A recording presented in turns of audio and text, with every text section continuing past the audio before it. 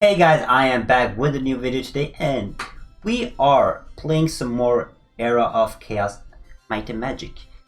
I want to thank Ubisoft for sponsoring this video, and in this video we are going to be looking at the units, we're going to be looking at the heroes and different formations you guys can use with your units and heroes.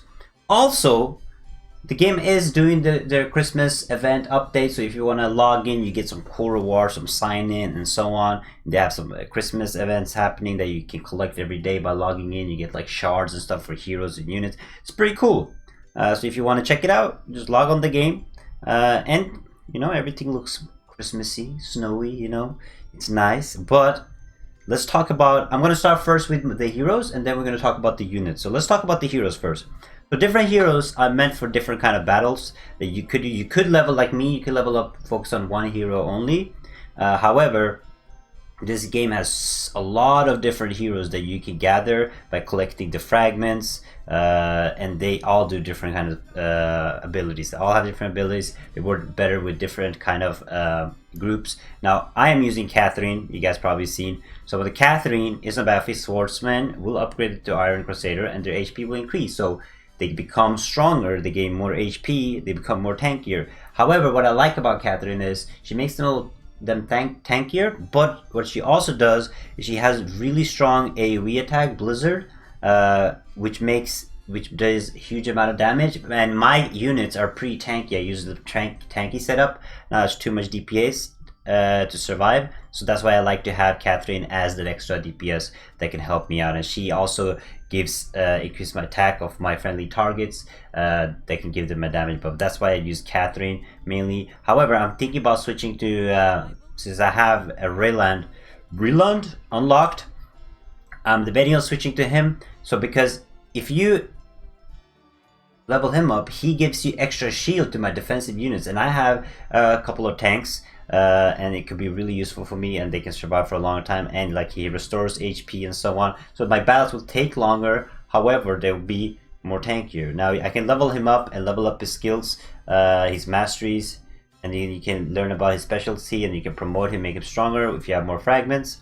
And then we have Gelu. These are the three I have unlocked. Now Gelu increases attack and HP and attack range by 200 if you get very good. If you have a lot of range units, if you have some tanks, you can put like in your formation, you can put like tanks ahead and the range units all the furthest back. That way the range units will still attack him from a long distance if you have him leveled up. So Gale is really good. Now you have the others. I have not unlocked them, but we'll go through some of them. But I like her. She looks cool. All right, let's see. So friendly units deal 30% more damage to frozen enemy unit. Okay, so she freezes enemies, and then when they frozen, you deal way more damage. Okay, that's kind of cool. I like that. That could be really good. Like if you are fighting an enemy that does a lot of burst damage at the start of the fight, it could be a good thing about freezing the burst, so you can deal a lot of damage, get rid of the strong enemies, and then play out the battle. All right, we have Sir Mullick. Charging units are guaranteed to deal a crit hit when attacking stun targets. Okay, so I'm guessing he puts a stun. Summoning a time field, immobilizing. Yo, this is OP. Time field. So the enemies cannot move for 7 seconds. Okay, that's ridiculous. It's a stun. That's the one I use on my Catherine. High morale. So he has like kind of like Catherine. However, he focuses more on stunning and immobilizing characters, which is really strong in PvP. Like I will highly suggest using this man in PvP, like stuns, especially PvP duels championship and so on. It could be very effective. Now we have Mephala. All friendly units gain a shield and damage absorb increased by 20%. So this is all again a new tank. Good if you have a lot of tanky units. This will be good for me because I have a lot of tanky units to bring out. There's some other really cool. Oh, she looks good. Damn. Cooldown for necromancy decreased by 20%. So what does she do? So she summons the skeleton army, huh? Okay, she summons 9 skeletons level 1. She just brings out like a lot of extra allies you can use. Okay, so there's a lot of good heroes, guys. If you want to check him out, oh, he looks Roshka. You can get Roshka actually through doing the story quest. If you finish the story quest, you can get him for free. And he, let's see what he does.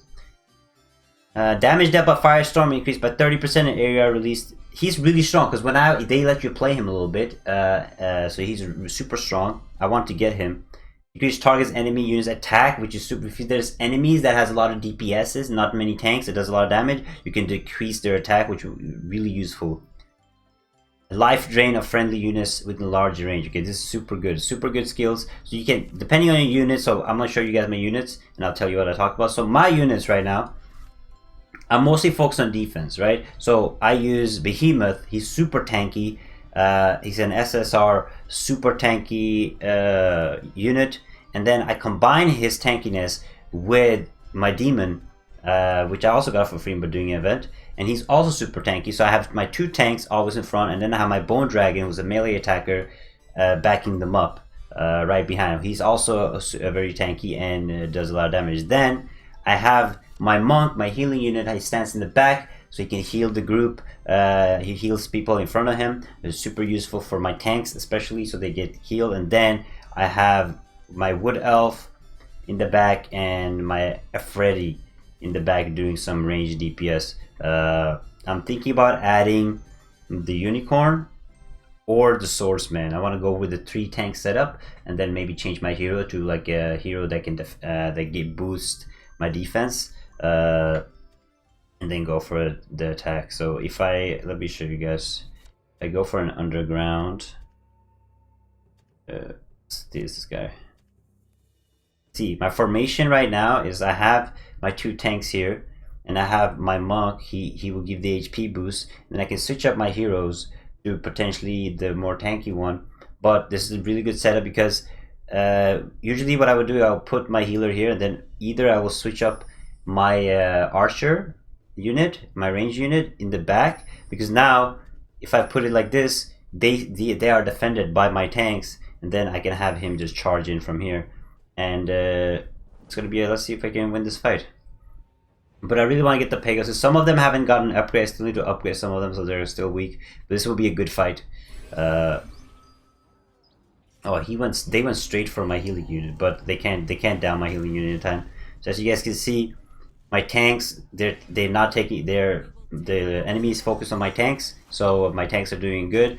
Then I have all my damage units in the back, and then I have my hero who has the super strong ultimate leading the way, so they don't stand a chance. Even though the combat power is close, so I have 59k, they have 54k, it's pretty close, but as you see, I literally, because of my strategy, I can easily win that fight, even though the combat power is really close. But that was my hero talk. As you guys see, I'm level 40 now. I will hit 41 in the next video.